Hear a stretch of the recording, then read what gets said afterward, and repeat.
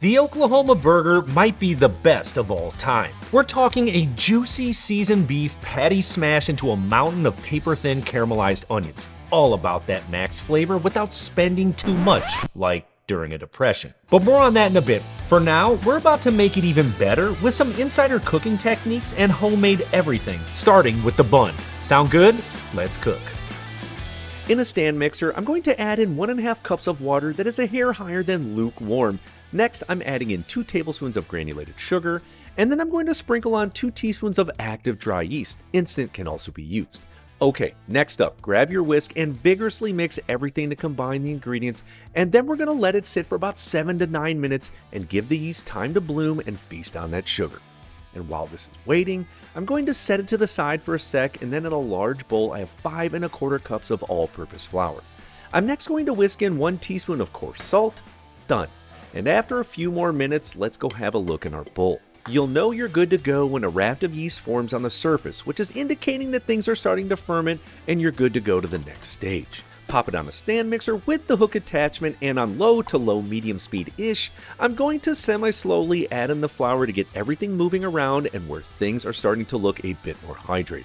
Now we're just a few more steps away from wrapping up this first step, but first I'm adding in 2 large eggs one at a time, and I'm not going to add in the second one until the first one is completely mixed in, like this. Eggs add structure, flavor, and fat to the bread. Perfect. You'll start to notice the dough beginning to tighten up a bit more. And now for some more fat and flavor, I'm adding in 4 tablespoons of room temperature unsalted butter. I'm going to knead the dough at that same speed for 5 to 6 minutes, and throughout the process, you'll notice the dough will go from a little bit gooey to more taut, and the bowl should be clean and the dough much more elasticy. Is that a word? Either way, take the bowl off the mixer, and I'm going to transfer to a clean surface and form the dough into a taut ball while turning and making a cupping motion towards the bottom to help form it, just like this. It's going back in the bowl, cover it with the towel, let it sit at room temperature for about 60 to 90 minutes or until it's doubled in size. And you're already halfway there on making amazing buns, but I have to say, I promise you, you can do it. They're way easier than you think, but of course, if you're strapped for time, hamburger buns from the store are perfect, but seriously, make the homemade buns. Just do it! Okay, we still have plenty of time for the bread to rise, so let's talk beef, shall we? I've got a 3.5 pound chuck roast, a 2.5 pound brisket, sorry all I could get was the flat, and then a few short ribs weighing in at a total of 1.5 pounds. All of the cuts come from roughly the same area on the cow, and because of that combination, it's going to make a beefier, more flavorful burger thanks to all that fat. Okay, the prep on the chuck and brisket are incredibly simple. All I'm looking to do is cut them into 1 to 2 inch cubes, and it's absolutely no problem if they're not perfect shape or size. For the short ribs, just remove the bone on the bottom with your hands. Yes, it should pull right off, and then there tends to be a little meat to the side of that bone, so just slice that off because we're going to use it. Mix all the different cuts together as best you can so that we can get a nice combination of all 3 cuts when we grind it down. Give the cutting board a little clean bath, then let's break out the meat grinder with a 4.5mm grinder plate. Take a few handfuls at a time and add it into the grinder. Push it through and boom, freshly ground beef on the other end. And the reason I do it in bulk like this is because I don't want to grind my own meat every day. Plus, it stores so well. But in the end, and in all seriousness, there's nothing like it, and once you try this, you'll immediately tell the difference. But of course, yes, you can absolutely use pre-ground beef. Just make sure it's 80-20, no exceptions, or else you just don't like flavor. And for a quick cool little trick to get all the meat out of the grinder, use a 2-foot piece of plastic wrap, crumble it up, and run it through, and it will push every last drop of that meat out of the grinder. So we've got a mound of ground beef. Now, unless you're making 35 burgers, what I usually do is take everything I'm not immediately using and store it in 1-pound increments in bags with labels and dates, or if you have a vacuum sealer, even better. Going in the fridge for 2 to 3 days or in the freezer for 3 to 6 months. Now let's move back over to that dough. It's turned into a gigantic bun all by itself. So I'm going to punch it down and remove all the air, and then I'm transferring it to a clean surface.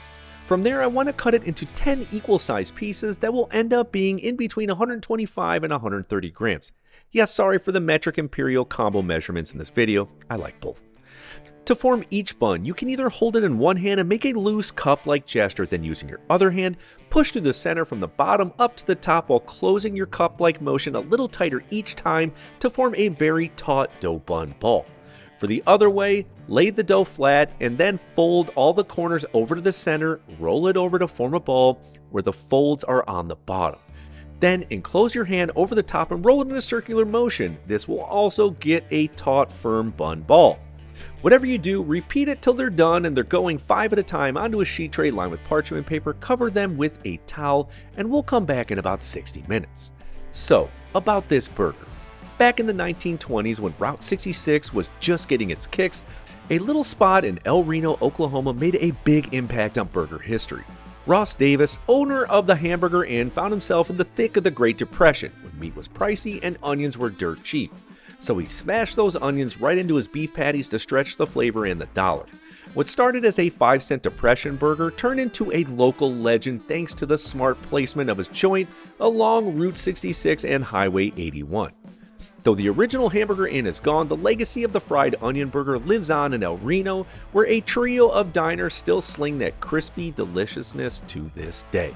Well, story time's over and we still have a bit of bun rising left, so in the meantime, we're going to prep up probably the second most important part of the burger, the onions. Now, you can use a yellow onion, which give incredible flavor when caramelizing, but since these cook so fast, I believe sweet onions will get us to where we want to be in the end. Slice off the ends, slice it in half, remove that outside peel, then using a mandolin on the thinnest setting possible, seriously like paper thin, slice the onions. You should be able to see through them. That's how thin I want them. This will allow them to cook through without any raw crunch, and oh yeah, when using mandolins, I go to the point where I feel nervous and then I stop. But if you don't have a mandolin, you can absolutely use a knife, but you're going to need to slice them super thin, which is hard to be consistent. Whatever way you choose, just be careful. Now at this stage, you can feel free to prep up any other ingredients you feel like adding to the Oklahoma Classic. Alright, it's bunny time. Whisking together 1 large egg with 1 tablespoon of milk, brush the top of each buns. This will help get them to beautifully browned up buns. And if this is your first time making them and want a little more classic hamburger bun feel, sprinkle on a half teaspoon or so of sesame seeds onto each bun. Beautiful. Now take these buns over to the oven and on a middle or lower rack, bake them in a preheated oven at 375 degrees F convection on for 15 to 17 minutes. Your house is going to smell awesome and your buns are going to be gorgeous. Don't believe me? Just slice it open and have a look and yep, perfect. It is now go time. Break back out the ground beef and we're going to form it into loose balls that weigh about 3 or so ounces each. And listen, manhandling your ground beef squeezes out the juices and tightens the texture, leaving you with a dry sausage-like burger. Nobody wants that. For tender, juicy patties, shape freshly ground beef and form them gently. Treat the meat with a little love, capiche? And once you're shaped up, let's head back to the cooktop, and for the best results, a griddle or a large cast iron skillet at medium-high heat or 400 degrees F is where you want to be. Add on a teaspoon or 2 of oil and then place the ground beef in the center. You have 2 options here. First, parchment and a burger press, gently press down, or just carefully press down with your hands. That's the advantage of it being loosely packed. The burger should be about 1/4 to 1/2 inch thick, and now immediately season it with coarse salt and fresh pepper, and then load this thing up with at least 1/2 and all the way up to 1 cup of loosely packed sliced onions. Season those with a little salt and cook for 60 to 75 seconds. Now the reason I like to add these on later instead of at the beginning when the ground beef is a ball is because they will cover more surface area, so when I flip it over, there's onions that spread across the entire patty. This is the way. Using a spatula, give it a little flip-ski and it should be perfectly golden brown on top and cook for the same amount of time on the other side. Okay, almost done, but first add the bottom sliced bun to the top of the flipped over patty and place the top bun slice on that. This will steam and warm with the buns, but also the burger juices are going to soak into that bottom bun for more flavor. After about 20 to 30 seconds of this, add those buns right to the griddle and toast them up. Now to finish up this classic, scrape it from the griddle, add it to the bottom bun, and that's it. Incredibly simple, but dang tasty. Now if you're looking to add a few more things, like I want to, double up the patties. Hit it with some cheese. Sorry, American is a burger's best. I said what I said.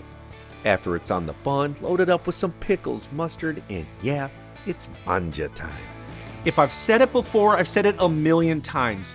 Few simple ingredients always makes the best food of all time.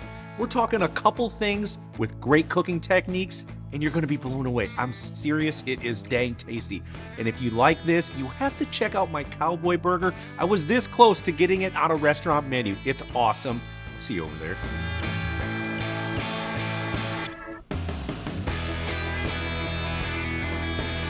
Bro,